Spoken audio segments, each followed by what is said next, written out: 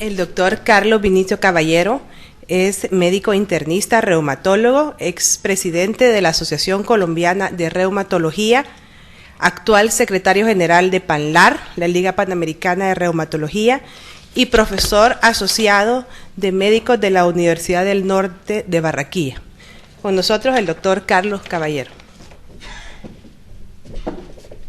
Muchas gracias. Primero que todo quiero darle mi agradecimiento a la Asociación Salvadoreña de Reumatología, en especial al doctor Montúfar, pero a todos los miembros de la Junta Directiva por haberme tenido en cuenta para este importante evento. Para mí es la primera vez que estoy en El Salvador. Hace mucho tiempo ya conozco a Rubén y quería estar acá, y uno siempre conoce cosas nuevas. Lo primero que conocí llegando acá son las pupusas. Sí, desde el avión alguien me comentó, y ahora he estado revisando ahí la diferencia entre la pupusa y una arepa, y me quedo con las charlas de reumatología que les voy a dar el día de hoy, a ver cómo vamos desarrollando el tema, porque es impresionante la literatura que hay, pero lo grande que es América, cómo va la tortilla transformándose en arepa, que es la que tenemos nosotros, pasa por las pupusas, y así ocurre con muchas de las cosas que hacemos en nuestra América Latina. Así que es un placer estar con todos ustedes el día de hoy. Entonces Rubén me pidió que hablara un poco de hacia dónde vamos en artritis reumatoidea y qué es lo que estamos haciendo. Y hace un tiempo, en el 2006, yo presenté un libro que se llama Retos para el diagnóstico de la artritis reumatoidea en América Latina. Ese libro de retos era un poco la propuesta, que decir hacia dónde vamos en artritis reumatoidea. Este libro está disponible en Google Books. Fueron 40 colaboradores internacionales de un grupo que se llama GLADAR, que es el grupo latinoamericano de artritis reumatoidea. Varias de las cosas que les voy a mostrar son de ese grupo. También de aquí de El Salvador creo que participaron también en GLADAR, y nos hemos conocido a través de todas estas experiencias.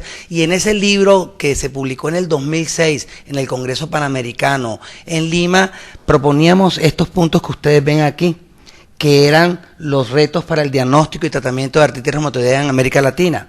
Establecer a la artritis reumatoidea como una prioridad de salud pública, promover el acceso a un diagnóstico y tratamiento oportunos, desarrollar algoritmos que sean acordes con nuestra realidad, establecer una vigilancia epidemiológica de rutina y educar tanto a pacientes y doctores sobre la importancia de estas enfermedades. De tal manera que la charla la voy a centrar en qué hemos hecho sobre estos puntos en artritis reumatoidea para ver hacia dónde deberíamos ir, y también con la finalidad de ver si podemos sacar la segunda edición del libro, si es pertinente o no, y vamos a ver cómo ha evolucionado el tema. Entonces, el primer punto de establecer la artritis reumatoidea como una prioridad de salud pública. Esta es una diapositiva que teníamos en Colombia de los años de vida perdidos por discapacidad en mujeres de 15 a 44 años, las primeras 5 causas desde 1985 hasta 1995. Ahí lo que llama la atención, entre anemias, artritis reumatoide, la cardiopatía isquémica, sepsis puerperal, es que están tanto la artritis reumatoidea como otras enfermedades musculoesqueléticas entre las 5 primeras causas de discapacidad.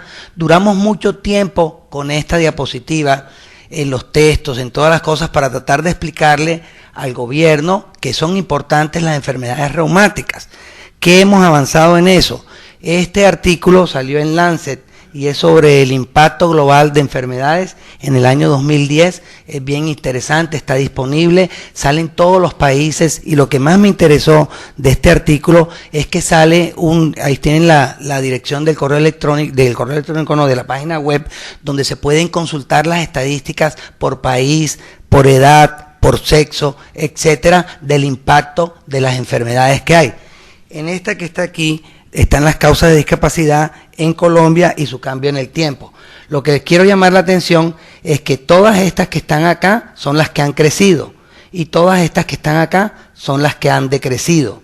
Todas las que están hacia arriba en rojo son enfermedades infecciosas, y todas las que están en azul son enfermedades crónico-degenerativas. Y esta es la osteoartritis, que es junto con el dolor lumbar las que marcaron en crecimiento en nuestro país. Entonces, esto nos está mostrando una tendencia propia que estamos teniendo en nuestros países. Tenemos enfermedades del primer mundo y seguimos con enfermedades del tercer mundo, pero ya no es más las enfermedades infecciosas la principal causa, digamos, de agenda de política pública que se puede pensar. Cuando empiezan a manejar el software que tiene, que es hecho por la fundación de Bill Gates, ustedes pueden colocar aquí el diagnóstico, aquí se ve artritis reumatoidea, pueden colocar los años de vida por discapacidad y pueden colocar el país, pueden buscar si hay estadísticas del Salvador, etcétera, se pueden revisar, se pueden ver si es hombre, mujer o ambos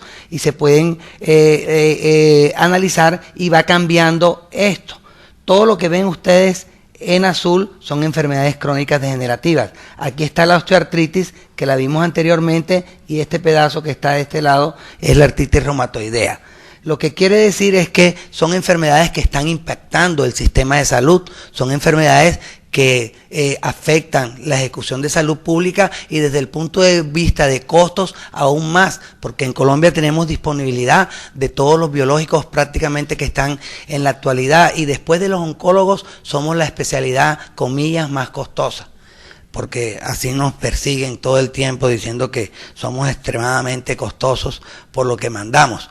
Pero la verdad es que hay un impacto de la enfermedad que los pacientes tienen y que se están beneficiando mucho con las terapias vigentes. Esto es un editorial que escribimos en la revista Salud y Norte, que es la revista de mi Facultad de Medicina, y yo soy el editor de esa revista, y es precisamente sobre las enfermedades no comunicables.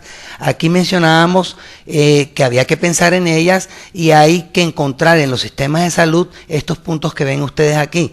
La capacidad del sistema de encontrar casos para evaluar los factores de riesgo, la urgencia de detectar e identificar tempranamente una condición de alto riesgo. Vivimos hablando de prevención, pero no hay programas, políticas públicas que enfaticen adecuadamente la prevención, sino que estamos en el paradigma de tratar al enfermo, y eso ya sabemos que es mucho más costoso.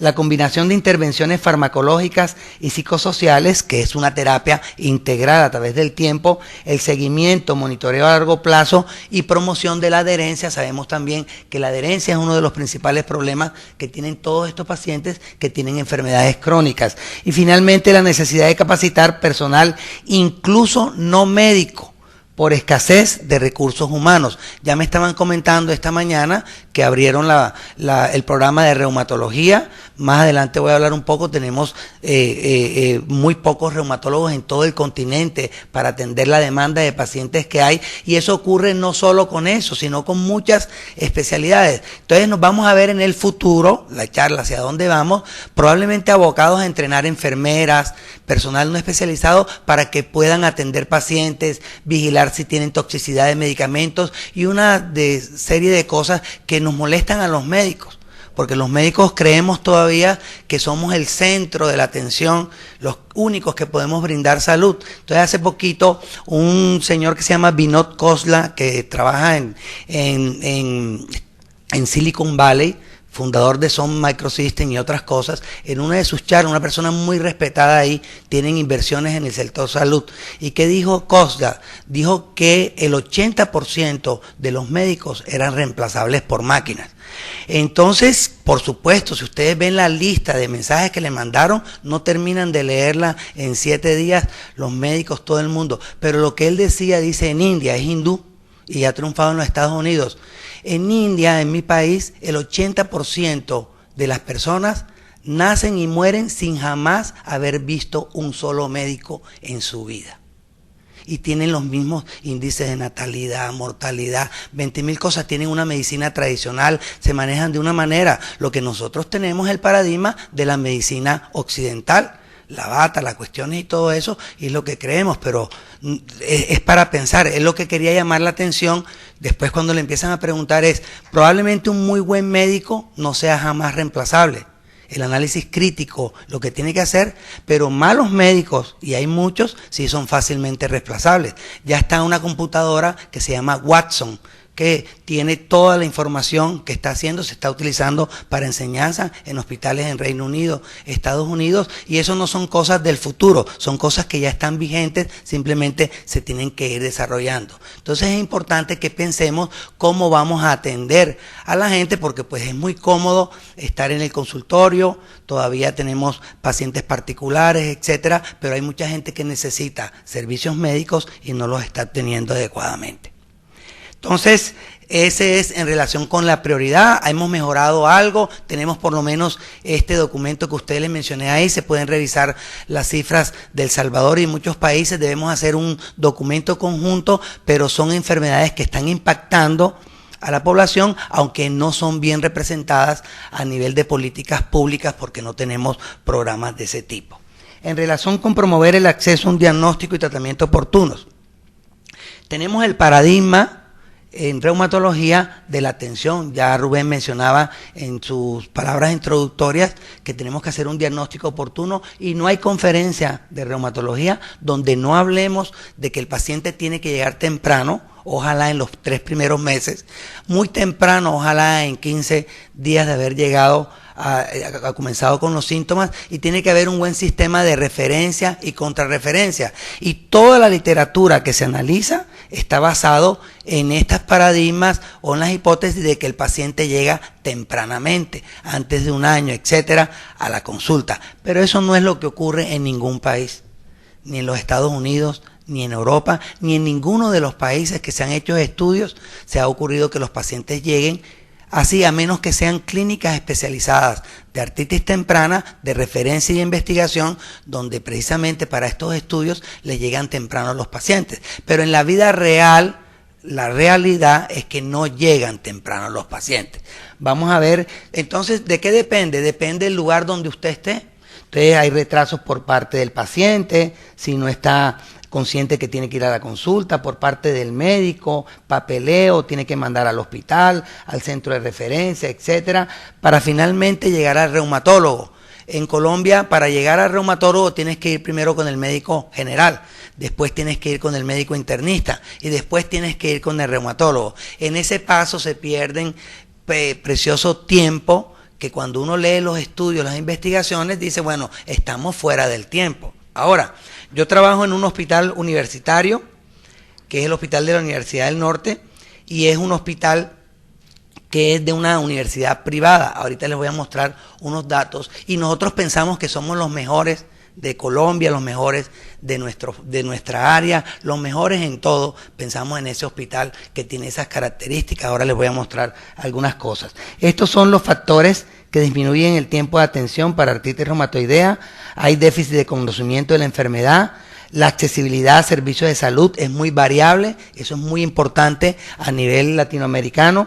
Factores socioeconómicos influyen, ya hemos demostrado que los pacientes con menos recursos sociales y económicos, pues son pacientes que en general les va peor, no solo en la artritis reumatoidea, sino en todas las enfermedades.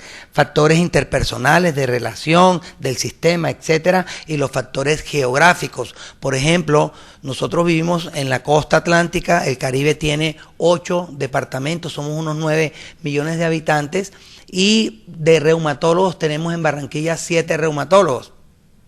Y tenemos en Cartagena otros 5 o 6 reumatólogos. O sea que en total en la región no pasamos de unos 18 o 20 reumatólogos, más o menos el tamaño que ustedes tienen acá. Entonces nos llegan gente de lugares distantes, de la costa atlántica y de Venezuela y otras partes, porque estamos localizados ahí. Y esas personas muchas veces, para ir de Guamal, Magdalena, por el río Magdalena hasta Barranquilla, que son 2 departamentos, se tardan 8 horas en llegar. Tienen que pasar en chalupa de un lado del río al otro, y esos son factores que afectan la atención de los pacientes y los conceptos que oímos normalmente en los congresos internacionales, que cuando los vamos a aplicar a la realidad, pues ya nos vemos limitados. Entonces, hicimos este estudio inicialmente con la clínica de artritis temprana y aquí encontramos básicamente que tenía artritis de menos de un año de evolución 30% de nuestros pacientes, que en ese momento nos pareció relativamente bien tener una clínica de artritis temprana, la habíamos promovido, fuimos con los médicos de la región, el hospital queda en el sur de la ciudad, pegado a una ciudad que se llama Soledad, que tiene como 600,000 habitantes, y de ahí hablábamos con los médicos generales, nos mandaban, y bueno, 30% fue lo que tenemos de esto. Hasta menos de 3 años, 79%. O sea que era bien, pero luego decidimos revisar bien nuestras historias clínicas de ahí y del centro de reumatología que tenemos en Reumatólogos del Caribe, y estos son unos resultados. Revisamos 353 historias, la mayoría en el hospital de la universidad y otro tanto en un grupo que tenemos de Reumatólogos del Caribe, y retiramos 171 historias porque no estaban completos los datos para análisis, y luego de que retiramos, hicimos los filtros, etcétera, nos quedamos con 159 historias. Esas 159 historias les analizamos el tiempo de la aparición de los síntomas hasta la consulta con el reumatólogo, el tiempo de la consulta con el reumatólogo hasta la prescripción de los medicamentos modificadores de la artritis, y el tiempo del inicio de los síntomas hasta la prescripción de los medicamentos modificadores. Encontramos una media de 38 meses, 34 a 38 meses cuando se suman. 38 meses, 12 por 3, 36, estamos hablando de que en nuestro medio, en nuestro hospital privado, en nuestro sistema de referencia y contrarreferencia, que intenta ser los mejores, tenemos 3 años de atraso para que nos lleguen los pacientes. Ahora cada uno póngase en su escenario. Sí, porque una cosa es oír a Smolen y todo, póngase cada uno en su escenario y vean cuánto se tardan en llegar los pacientes del Seguro Social, cuánto se tardan los de Sanidad y cuánto se tardan los del consultorio, y esas son realidades con las que tenemos que lidiar. Entonces, ¿cuáles son las recomendaciones? Bueno, tenemos que fomentar todavía, esta diapositiva es exactamente igual la que estaba del 2006, del libro, sí, y todavía sigue siendo vigente. Tenemos que fomentar un acceso rápido y oportuno, una evaluación completa, diagnóstica y pronóstica, una intervención terapéutica temprana, el acceso a especialidades afines, fisioterapia, terapia ocupacional, podiatría. Muchas veces nada más tenemos un sistema de atención basado en el médico. Por ejemplo, hay un compañero que se llama el doctor Pedro Santos, que en Bogotá tiene una clínica basada en gestión de enfermedad que es exclusiva de artritis reumatoidea. Tiene 1.500 pacientes única y exclusivamente de artritis reumatoidea en un modelo de gestión de enfermedad. Cuando el paciente llega, no necesariamente se va a ver ese día con el médico, se puede ver con la fisioterapista, se puede ver con el psicólogo, etcétera, y todos van dando informes para ir atendiendo mejor el paciente. Entonces hay que cambiar un poquito el chip y ver cómo podemos atender mejor, porque tenemos problemas ahí. Educar al paciente va a ser muy importante, luego voy a hablar con eso, y hacer una reevaluación temprana. Vamos al tercer problema: desarrollar algoritmos acordes con nuestra realidad.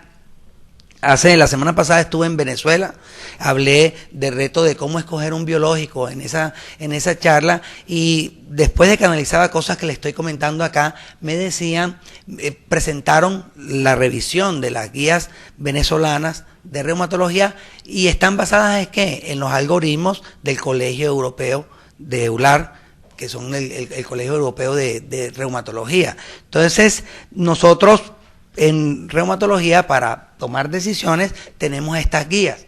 Están las guías del Colegio Americano de Reumatología, le hicieron una actualización en el año 2012.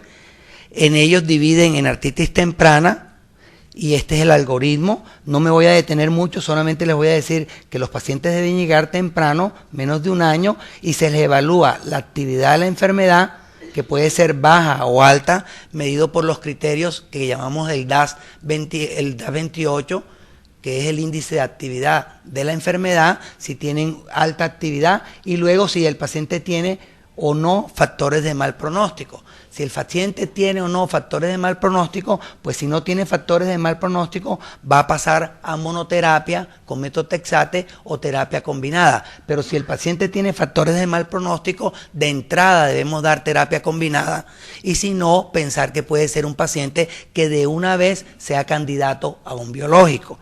Es en artritis temprana. Y en artritis establecida, que ya el paciente tiene largo tiempo con la artritis, es un paciente que vamos a hacer el mismo algoritmo y vamos a tener en cuenta la alta actividad y la baja actividad y la presencia o no de factores de mal pronóstico. Pero como les decía en la diapositiva anterior, si el paciente ya de entrada tiene factores de mal pronóstico y alta actividad, de una vez va a biológico.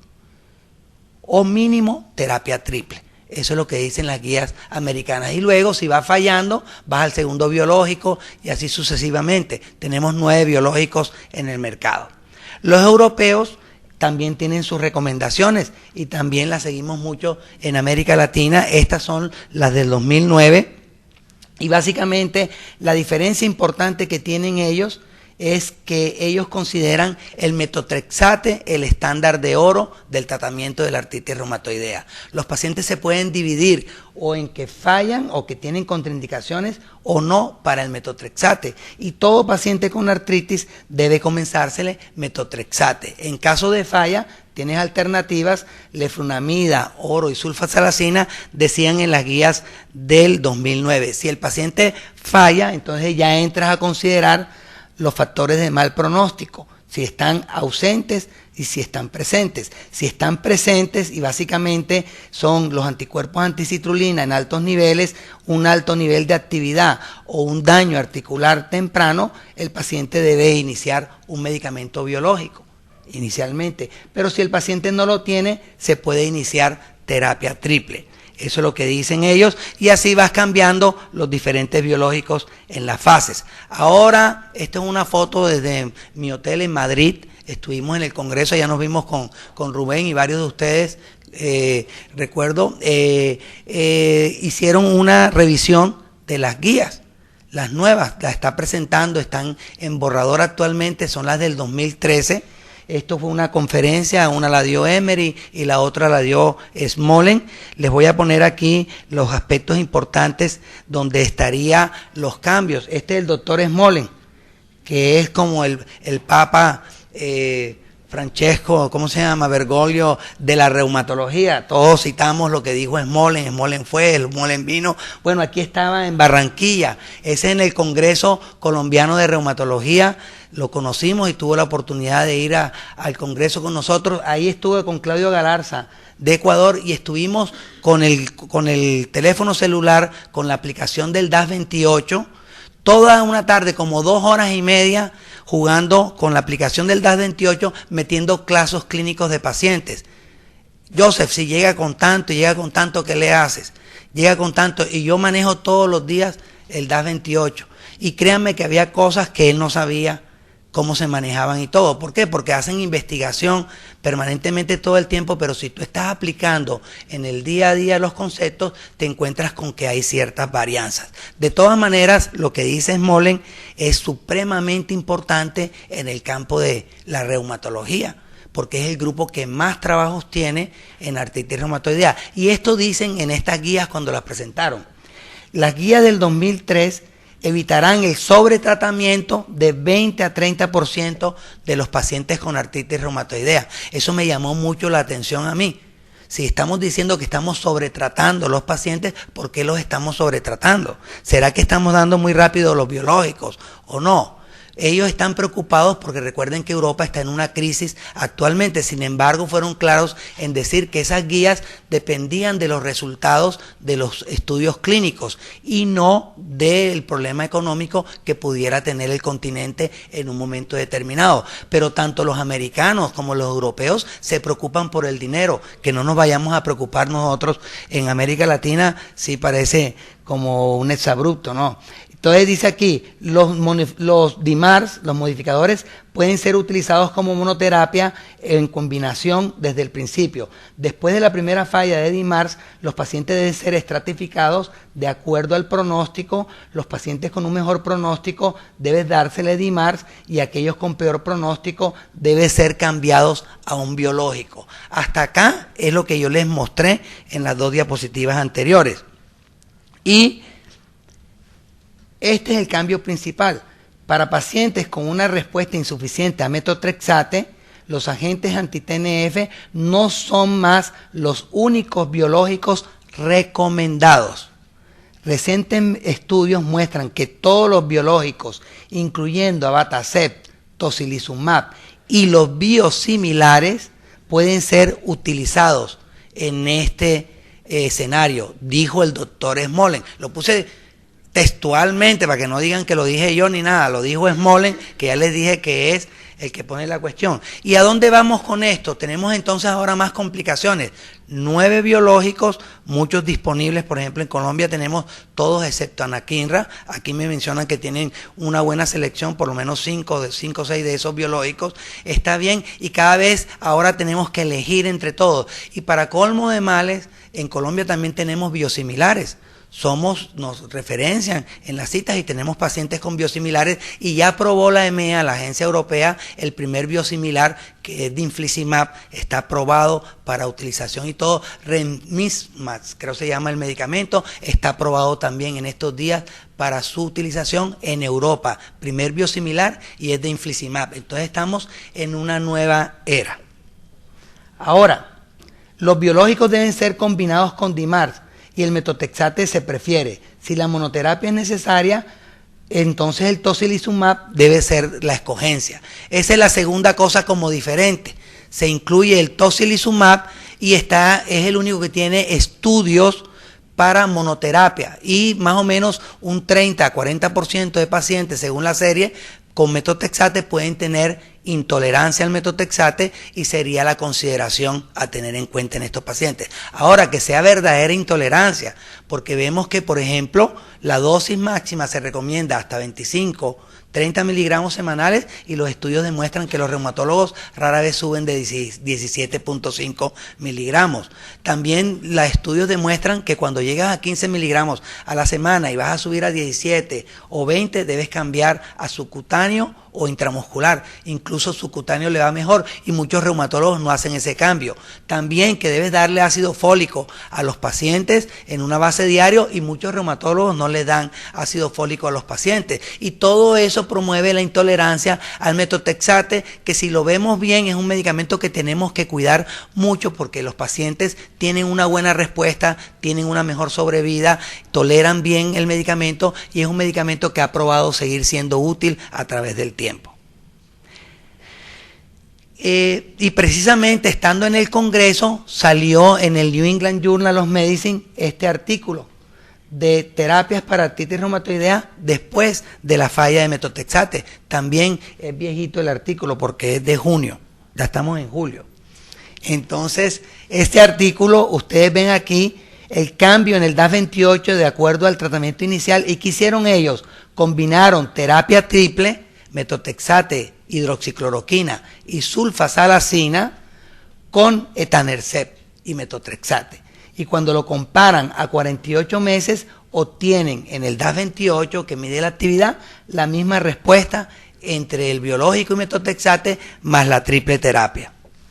Y aquí hicieron lo siguiente: le hicieron inicialmente y luego cambiaron. Es decir, todo el tiempo en negro tuvieron terapia triple.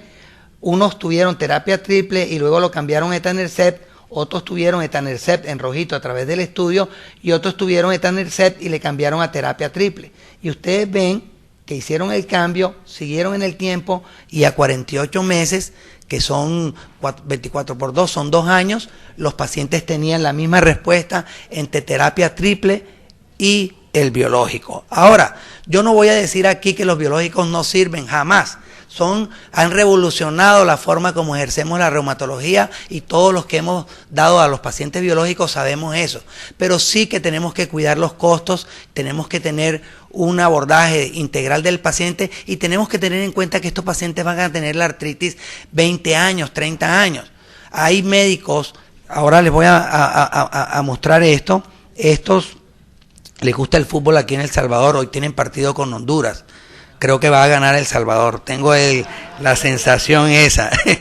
Entonces, fíjense que este artículo, que es del grupo del doctor Odell en Nebraska, y son los que han trabajado más en esto, es un artículo que también requirió, o le hicieron un editorial de la doctora Bayton en ese mismo momento, junio 11 del 2013, donde mencionan estos aspectos que le estoy diciendo yo, de ser racional en la terapia, de no ponerse a disparar todos los medicamentos demasiado rápido y ver que hay medicamentos, aunque sean un poquito viejitos, que todavía bien utilizados podemos tener buena respuesta con estos pacientes y puede ayudarnos a llevar la artritis. Ahora, fíjense, yo tengo un grupo de amigos en Twitter, ahorita se los voy a mostrar, y ahí les conté al principio que tengo el Twitter de @Carbicap para los nuevos, ahí me buscan y ven, ya tuiteé la foto de la asociación, ya se sabe en todo el mundo que estamos aquí en el Congreso y todo eso, y este amigo es de Australia, Lim, y el australiano dijo, es barato, old school, vieja escuela, terapia triple,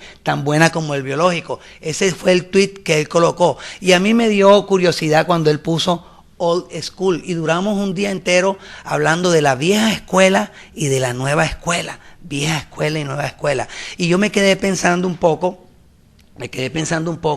qué significaba eso de la vieja escuela y la nueva escuela. Nosotros cuando estudiamos, yo alcancé a dar sales de oro, de penicilamina, el metotrexate le tenías que mandar para terapia para ver si había biopsia hepática, por si tenía toxicidad hepática. Sabemos más utilizar esos medicamentos. Los nuevos reumatólogos, muchos no han utilizado nunca estos medicamentos. Y el metotrexate o las sales de oro o la depenicilamina los pasan rápidamente al biológico. En mi país desde el principio están de residentes y ya van a congresos internacionales. Nunca fueron pagados de su bolsillo a un congreso. Nunca durmieron en la habitación de un compañero. Nunca se tuvieron que ir en bus para ir de un sitio a otro. Van hasta en primera clase y todas esas cuestiones porque los biológicos permiten mucho de estas cosas. Entonces es un cambio cuando a ti te dicen tienes que pensar, ver cómo es tu paciente, racionalizar la terapia y ver cómo es. Entonces yo pienso que no hay ni vieja escuela ni nueva escuela, sino la buena escuela. Vamos a ver qué nombre le ponemos, pero discutir. Pero nosotros en Latinoamérica hemos hecho cosas. Este es el grupo GLADAR, como les decía, hay varios aquí, ya alcanzaron, hicimos este documento de posición latinoamericano y más que pelear cuál es el puesto del medicamento, dónde va y todo, hay unos aspectos fundamentales que tenemos en Latinoamérica.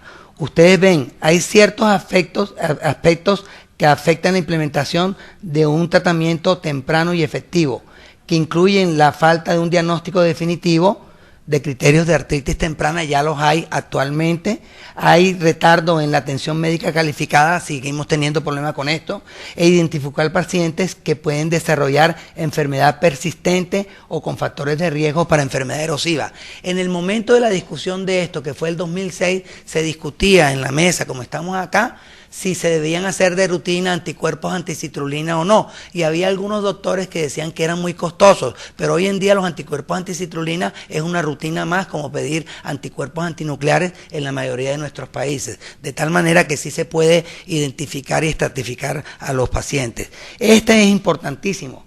La cantidad de recursos humanos disponibles para tratar la artritis reumatoidea es insuficiente. Nuestro continente está bárbaramente mal representado en el número de reumatólogos, pacientes, etcétera. Ahora, no es abrir escuelas por abrir nada más, sino garantizar que esas personas que salgan tengan un lugar donde trabajar, donde ir y donde atender, pero sí se necesitan muchos reumatólogos para poder ser. Alguien me preguntaba, ¿por qué no se meten a reumatología? Los reumatólogos salimos los más felices. En una encuesta que se hizo, un estudio, somos los médicos más felices. De todos los internistas, los más felices somos los reumatólogos y tenemos la mejor calidad de vida, pero no todos se meten porque a veces la ven como complicada o no sé, les parecen qué será. Yo digo que tenemos un chip que nos hace diferente. Entonces los invitamos a que se pongan el chip ese y estén con nosotros. También hay historias clínicas inadecuadas y falta de información es frecuente, y las infecciones, en especial la tuberculosis, es un asunto de mucha importancia. Tenemos mucha tuberculosis en nuestro continente y eso a veces no lo tenemos en cuenta y eso puede afectar la escogencia de la terapia que tenemos nosotros acá. Entonces, hablaba esa semana rápidamente en cómo escoger el biológico, que no solo hay que tener en cuenta el algoritmo, porque el algoritmo está orientado en la medicina basada en la evidencia, y ya sabemos que podemos dar cualquier biológico, claramente, pero ¿qué prefieren los pacientes? Usualmente prefieren subcutáneos sobre endovenosos. ¿Qué prefieren los médicos? Depende del sistema donde estén. las habilidades y lo que aprendieron. Ya les hablaba de la vieja escuela, la nueva escuela, con qué tienen, qué hay disponible. Por ejemplo, nosotros tenemos médicos que prefieren darle rituximab al paciente porque no van pronto a la consulta o viven muy lejos. Entonces, esas variantes pueden influir. Y finalmente, el sistema, que es el que define en Colombia, en el plan obligatorio de salud, se incluyeron leflunomida y metotrexate de primera línea, y luego si hay biológicos está etanercept y rituximab, y en etanercept está el original y está el biosimilar. Entonces esa es una camisa de fuerza con la que uno se tiene que mover, porque todo medicamento fuera de ahí lo tienes que justificar. Entonces uno tiene que el abogado, que el no sé qué, que la tutela, que el 20.000, y uno termina aburrido porque estudió fue medicina y no derecho, y le toca estar aprendiendo derecho todo el tiempo. Hicimos también este documento de rituximab, pero lo importante de ese documento es la diapositiva que sigue. Es el único documento que tiene la literatura donde analizamos la parte económica de nuestros pacientes. Miren los gastos del porcentaje interno del Producto Interno Bruto en salud en Latinoamérica y el Caribe, que es este 3%, comparado con los países de Europa y la OECD. Colombia ahora va a ser parte de la OECD. Yo no sé cómo vamos a hacer porque estamos aquí, hemos subido en muchas cosas, pero aplicó, estamos metidos en todos los tratados, son los países europeos. Y entonces tenemos convenios de libre comercio con todos y ahora estamos no solo en lo económico, sino también en lo político, estamos haciendo varias cosas ahí.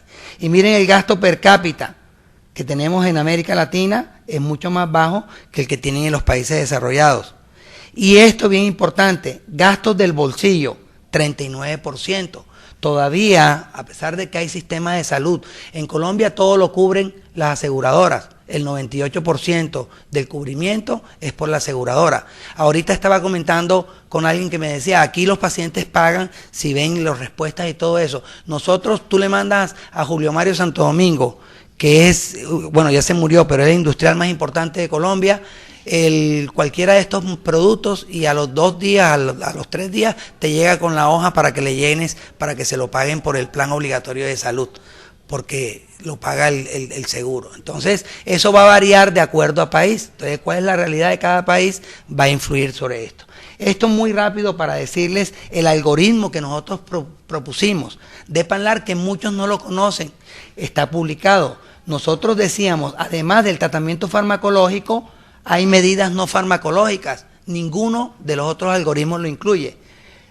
La terapia física, etcétera. También unas recomendaciones para medicamentos que no son los regulares de artritis, antiinflamatorios no esteroideos, corticoides, analgésicos, incluso los modificadores del sueño, porque muchos de estos pacientes tienen depresión, fibromialgia asociados y son medicamentos que se utilizan frecuentemente en ellos y hay indicaciones concretas como eso. También cómo evaluarlos periódicamente y incluimos 4 categorías que eran las formas leves, que básicamente es una artritis reumatoidea seronegativa, tranquila, que no tiene ningún problema, y otra forma que es la forma severa extraarticular, un paciente que debuta con un compromiso pulmonar severo, es un paciente que va de una vez a altas dosis de prednisona o ciclophosphamida.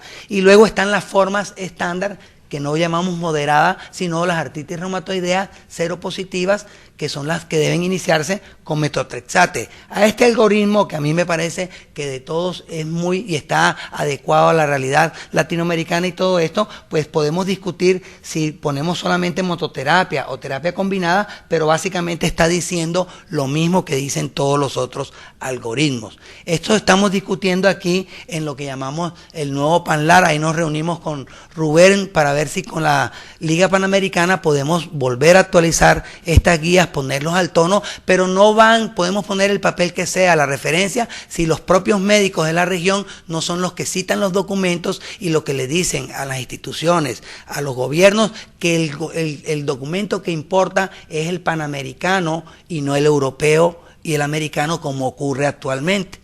Sí, como ocurre actualmente. Bueno, la última parte, vigilancia epidemiológica rutinaria. Entonces, los programas, ustedes ven, estas son todas las bases de datos que hay para hacer vigilancia epidemiológica en el mundo, para llevar registros y ver toxicidad de medicamentos. Hemos tratado de colocarla en América Latina, y miren los países que están en Biobadamérica para llevar registro, pero todavía son incompletos, pocos. De 2006 a la fecha no hemos sacado un solo estudio diciendo cómo es nuestra población, con infecciones, etcétera, y eso afecta los datos que tenemos, porque cómo vamos a ejercer si no sabemos nuestros propios datos. Entonces es muy difícil. Y esto es lo que le decía de los reumatólogos que nos conocimos por el Twitter. Este es australiano, este es hindú, este es inglés, este fue el que nos hospedó, que es el doctor Campos de Madrid. Y lo importante de eso es que hoy tenemos disponibilidad de estos nuevos medios, de esta tecnología, para estar todos conectados. Y una de las cosas que más me preocupa a mí en Panlar, y Rubén lo sabe bien, es lo incomunicado que somos a pesar de tantas comunicaciones que hay. Es impresionante. Le preguntan a uno, le mandan el correo electrónico, ¿será que te llegó? Pero si eso llega inmediatamente, entonces, no sé. Entonces es una cosa para reflexionar. Y educar a los pacientes y doctores, pues también hicimos un documento de manejo de los pacientes de artritis reumatoidea de la misma liga, con las mismas cuestiones, y básicamente miren lo que decíamos en ese momento, 2006, que había inexistencia de programas gubernamentales. 93% de los que vieron en la foto estuvimos de acuerdo con eso. Que había inexistencia de programas de educación pública, que había inexistencia de información en los medios, que la gente no estaba adecuadamente informada sobre la enfermedad, que la difusión en los medios masivos era pobre. Eso lo dijimos en el 2006, está publicado en ese paper del 2009 y pienso que sigue siendo vigente. Aquí ustedes ven el científico pidiendo que le citen los papeles, porque cuando hice el estudio de cuántas citas tenía el documento, los documentos de Panlar, tenía como 10 y como 7 eran mías. Entonces, y en cambio el de EULAR tiene 300 y pico, el ACR tiene 200 y pico, y bueno, al menos en todos los consensos que ha hecho cada país debería estar referenciado y analizado las cosas que hacemos en América Latina. Esa es la diferencia de venir aquí a hablar con ustedes. Para decir lo que dice Smolen, bueno, muy interesante, pero es lo que dice Smolen. Entonces, hay que tener en cuenta. Conclusiones. Mejor información, pero aún hay pobre repercusión. En Latinoamérica hay falta de educación. Los diagnósticos todavía son inadecuados. El doctor Santos tuvo, para poder cobrar su base de datos de gestión de enfermedad, la tuvo que limpiar, filtrar. Y él le dijeron que había 3.000 pacientes con artritis reumatoidea. Y como le pagan por paciente con artritis reumatoidea, documentado con todo, empezó a limpiar la base de datos y publicó, le han aceptado 21 trabajos en el EULAR y en el americano. Cuando revisen ahí, 40% de los pacientes tenían artrosis degenerativa, de los que estaban catalogados como artritis reumatoidea. Él estaba muy triste porque era 40% menos que no podía cobrar. Sí, pero eso ocurrió, para que se vean. 40% eran artritis reumatoidea, artrosis. Falta de recursos humanos y técnicos, pobre acceso a reumatólogos y falta de disponibilidad de medicamentos. Tenemos países, por ejemplo, Cuba solamente tiene rituximab, en Bolivia no hay biológicos todavía. Entonces tenemos problemas con eso, y en otros tenemos puntos intermedios. Somos una región muy grande. Las conclusiones finales son las mismas que yo dejé en el libro del 2006. Tenemos que sobrepasar las fronteras reumatológicas a través de la educación de la gente.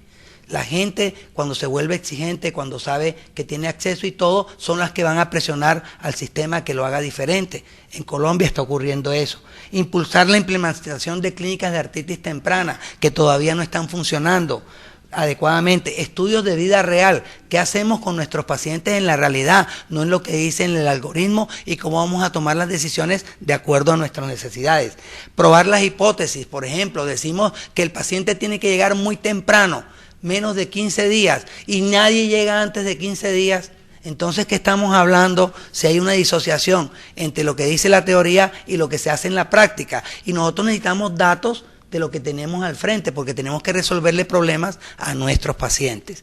Promover la utilización de medidas de desenlace objetivo. Todavía el DAS28, el HAC y otras medidas de clinimetría no se utilizan rutinariamente por todos los reumatólogos del continente. Solamente 40% hacen esto. Y evaluar todos los desenlaces, no solamente radiográfico o calidad de vida, sino el integral del paciente.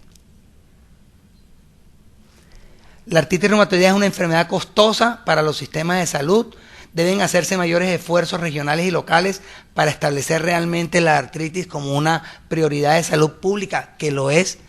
Es necesario establecer el concepto de un tratamiento oportuno de acuerdo al sistema de estos pacientes, y hay que socializar más la experiencia latinoamericana. Los invito a que la lean, se lo pongan a sus residentes, estudiantes, la analicen como analizamos cualquier cosa y decidamos si nos sirve o no nos sirve y qué podemos promover para las siguientes cosas que podemos hacer en Panlar. Les decía que el libro está en Google Books y lo pueden buscar ahí cuando quieran, y los dejo con esta reflexión final.